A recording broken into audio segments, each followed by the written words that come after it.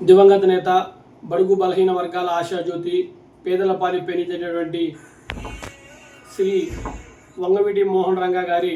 79వ జయంతి సందర్భంగా రేపు చేమకుర్తి పట్టణంలోని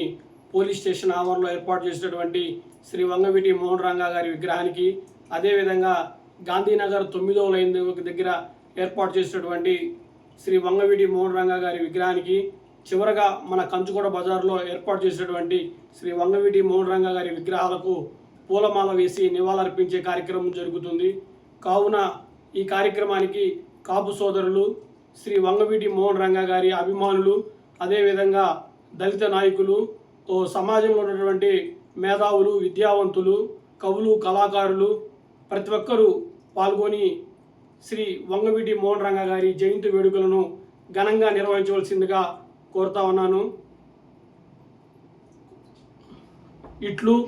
మీ పాలడుగు సుబ్బారావు, సంతనూతలపాడు నియోజకవర్గ కాపు జేఏసీ అధ్యక్షుడు.